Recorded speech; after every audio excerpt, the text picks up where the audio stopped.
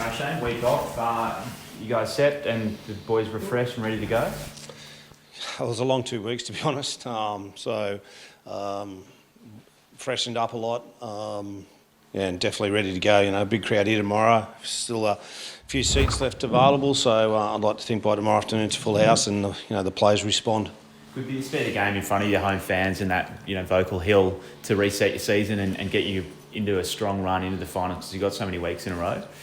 Yeah, we just got to remember too that we won two really good games and we've lost two, and it's been a while since we last played. So always want to win a game going into your bye so you don't have that hangover. And that's where we are at the moment. There's 11 games or so to go to the back end of the season, and you're probably right. It's a really good opportunity for us to put a good month of football together. And with CT coming back and Sewer as well, I mean, how much of a boost are they, and are they fully fit? Yeah, CT's the hamstring that he tore was on the other leg last time, and it wasn't a bad tear, but enough. He's that type of athlete, powerful athlete, that unfortunately these things happen, and we've taken it with the bye an extra week precaution. He probably could have played against the Sharks, but we knew with the bye coming up that he'd be 100% right this weekend, and same with Corey Allen. So, and Sewer, so important for us, Jaden, in our team. He's ready to rumble. You mentioned it's been a tough 2 weeks. How do you sort of put that all behind you and sort of motivate the team to sort of start winning? Well, the team's function fine. They're young men just going about their business, and they have not affected by a lot of the stuff. So that's my job, just to make sure that I just get them ready, which we are. And that's footy, that's life. Is that a lot of coaches tend to take it upon themselves to protect their players? Is that your sort of tactic, so to speak? Well, you have to. The players are out there to do their job, and unfortunately, sometimes there's some scrutiny that it's not appreciated, or we mightn't think that it's warranted, but you just got to get on with it. So that's the game we live in, unfortunately, sometimes. But the playing group themselves are okay, and I'll protect them as much as I can. And there's a lot of storylines, obviously, for this game. I mean, Gutho against his former club, The return of Zach. Doesn't need to sell. You don't need much to sell this game, do you? No, you don't. It's a big game for both clubs. So once again, we just got to worry about what we do, and at home, a lot to play for in front of our home crowd. So really looking forward to it. And I think the weather's going to be good. So 5:30, good time slot. With Jack de Belin leaving, is that a bit of a look to the future to make sure you've got room to secure guys like Hamish Stewart and Dylan Egan, or are you sort of looking for someone else in the league maybe to fill that hole? Roster management is, it's a big job and it's a tough job sometimes. And, Jack's been such a wonderful player for the club. And, you got your Hamish Stewart, the Dill Egans, Loco Tonga, the two Couchmans, the list goes on. Jacob Halangahu, Nick Sagaris, they're all young forwards that have all come through. So it is a transition at the moment. We haven't got a 5-year plan, or we're not, looking down the track. We've got a bit of a transition with young fellas coming into first grade at the moment, and I've got to educate them and get them ready for.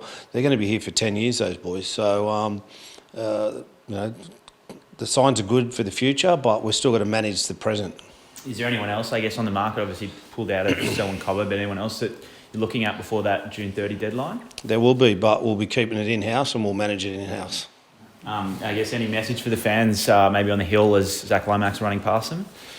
No, look, I didn't want Zach to go. We all know that, and that's the position the club's in. At the start of the year, who would have thought that we wouldn't have had Zach and Ben Hunt and Michael Milo, Francis Molo. So there's been a bit of transition already, and there's a big transition going on at the moment. And but that doesn't mean we can't win football games in that process, in that part. So that's my job, is to make sure we can go out and win games as we're transitioning.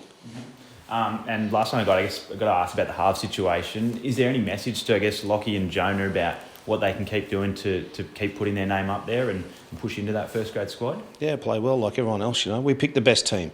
We picked the best team for that first grade side. I've got good assistant coaches. I've got good people around me that we make sure that we put the best 13 that we think this weekend, or the best 17 we think this weekend will get the job done. And without a doubt, we've got that playing this weekend. Yeah, sorry, just one more on the Beanie round. How important is that to be a part of? I mean, we had Jacob Little talking about he's got a connection there.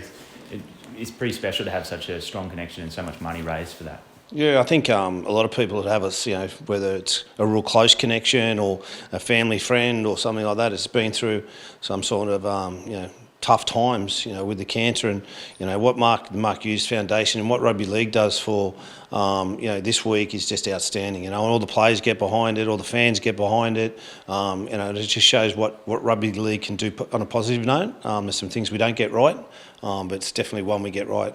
Beanie for Brain Cancer Week. Just one question. You mentioned that there's a chance you could bring someone in before June 30. No, I didn't. Oh, okay. So No, I didn't say that. Okay, make sure you could bring someone else in though, not before this year. Yeah, we could. That's a possibility, but we haven't got it. I'm not going to speculate who that's going to be, and we've got a new CEO at the moment who's got his feet under the desk, and we'll make sure that our recruitment and our processes are done in the right manner. And it's a tough gig, but we'll get it done. With Jack DeBellin, do you want to say something about him? He's obviously been a long server for the club. Well, I think I did touch on it. I think, we all know Jack's been outstanding for the club, been here for a long period of time. Unfortunately, he won't be here next year. And, I know Jack, his character and everything, he's going to give it 100% to the end of the year. He's got he's got a milestone game coming up soon. So we've got to celebrate his time now while he's with us. And, that's what we'll do.